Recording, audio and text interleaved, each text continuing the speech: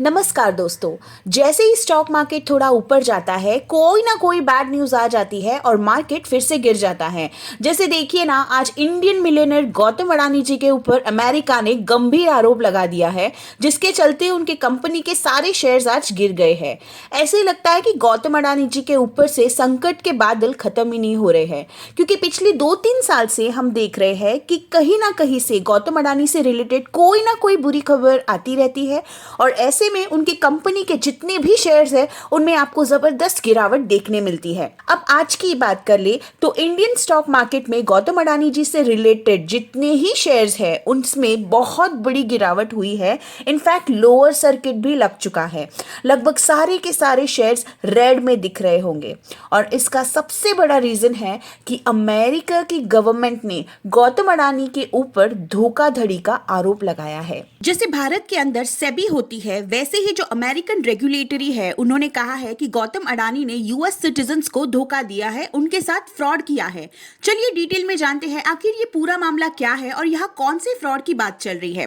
जैसे भारत के अंदर security exchange board of India SEBI है, जो भारत के स्टॉक मार्केट को रेगुलेट करती है। जैसे कि किसी के साथ चीटिंग ना हो, सब कुछ सही चले, ये सब सेबी रेगुलेट करती है। वैसे ही यूएस में US security and exchange commission है, जो यूएस के मार्केट को रेगुलेट करती है। तो उनका ये कहना है कि गौतम अडानी ने उनके सिटीजन्स यानी अमेरिकन इन्वेस्टर्स के साथ फ्रॉड किया है और उनका ये भी आरोप है कि गौतम अडानी ने ऑफिशियल्स को ब्राइब दिया है। अब ये जो ऑफिशियल्स है वो अमेरिकन ऑफिशियल्स की बात नहीं हो रही है, बल्कि भारत के ऑफिशियल्स की बात हो रही है। पर इनके ऊपर एग्जैक्ट क्या आरोप लगाया गया है और इन्होंने कैसे अमेरिकन सिटीजन्स के साथ फ्रॉड किया, चलिए जानते हैं। देखिए, अमेरिका का कहना है कि भारत के अंदर रिन्यूएबल एनर्जी से रिलेटेड जो कॉन्ट्रैक्ट होता है वो गौतम अडानी ने इल्लीगल तरीके से हासिल किया है। एक्चुअली होता यूं है कि अगर आपको भारत के अंदर कोई भी बड़ा कॉन्ट्रैक्ट चाहिए तो सरकार अलग अलग कॉन्ट्रैक्ट्स निकालती है और बहुत सारी कंपनीज जो इंटरेस्टेड है प्रोजेक्ट को लेकर वो कॉन्ट्रैक्ट हासिल करने के लिए पार्टिसिपेट करती है। जैसे सपोज भारत के सरकार ने अनाउंस किया है कि उन्हें सोलर पावर प्लांट लगाना है, तो वो कॉन्ट्रैक्ट पाने के लिए अलग अलग कंपनीज आएगी और उनमें से जो कंपनीज अच्छा प्रोजेक्ट बनाकर देगी कम समय में सही बजट में, तो प्रोजेक्ट उस कंपनी को दिया जाता है। उसके लिए कंपनी का ट्रांसपेरेंट भी होना जरूरी है। गवर्नमेंट कंपनी को पूरी स्टडी करके ही प्रोजेक्ट उनके हाथ देती है। लेकिन अगर कोई कंपनी भारत के ऑफिशियल्स को कुछ घूस ब्राइब देती है, करप्ट कर देती है, तो वो कॉन्ट्रैक्ट उस कंपनी को डायरेक्टली चला जाता है, आसानी से मिल जाता है। तो बेसिकली अमेरिका का कहना है कि Adani green and Azure power ने गलत तरीके से भारत के ऑफिशियल्स को घूस दे के कॉन्ट्रैक्ट को इल्लीगल तरीके से हासिल किया है एंड कॉन्ट्रैक्ट उनके पास चला गया है। तो ऑब्वियसली वो कंपनी आगे बहुत प्रॉफिट कमाएगी एंड इसी बेसिस पर देखो, हम इतने बड़े प्रोजेक्ट पे काम कर रहे हैं, तो आइए और हमारी कंपनी में इन्वेस्ट कीजिए ताकि आपको भी प्रॉफिट होगा, ऐसे कहकर अमेरिका से पैसा उठाया है।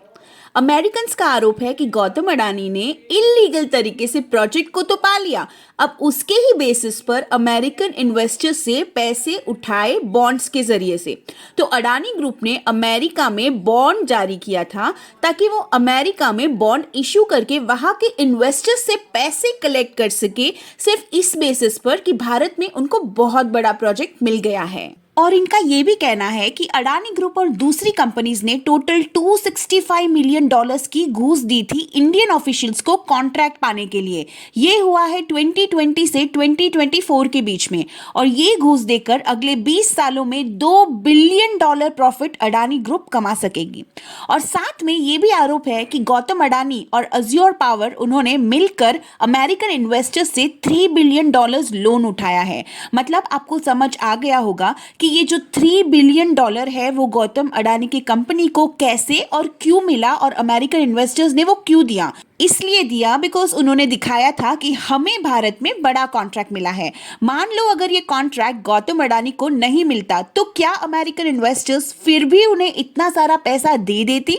नहीं, क्योंकि आप सबको कुछ दिखाना पड़ता है ना कि आप किस बेसिस पर पैसा उठा रहे हो, क्या करोगे उन पैसे का, कितना प्रॉफिट होगा। तो ये सब कुछ जो गड़बड़ हुआ है, ये सब अमेरिका के अंदर जो लॉ है फॉरेन बिजनेस डीलिंग का, जिसमें घूस दिया जाता है, ये सब फॉरेन करप्ट प्रैक्टिसेस एक्ट के अंदर आ जाता है। अब गौतम अडानी के साथ साथ उनके जो नेफ्यू है सागर अडानी, अडानी ग्रीन के एग्जीक्यूटिव, अज्योर पावर के एग्जीक्यूटिव, इन सब पे टोटल 8 लोगों के ऊपर आरोप लगाया गया है। जैसे कि आप देख सकते हो, गौतम अडानी, सागर अडानी, दीपक मल्होत्रा, रंजीत गुप्ता, इन सब पे आरोप लगाया गया है। तो ये पहली बार नहीं हो रहा है कि गौतम अडानी के साथ 2 साल पहले भी हिंडनबर्ग रिसर्च के द्वारा एक रिपोर्ट आई थी। उन्होंने कहा था कि गौतम अडानी की कंपनीज है, उन्होंने टैक्सेस में गड़बड़ की है, गलत तरीके से पैसे घुमाया है, और फिर भी गौतम अडानी ने धीरे धीरे सारे एलिगेशंस को हटाया।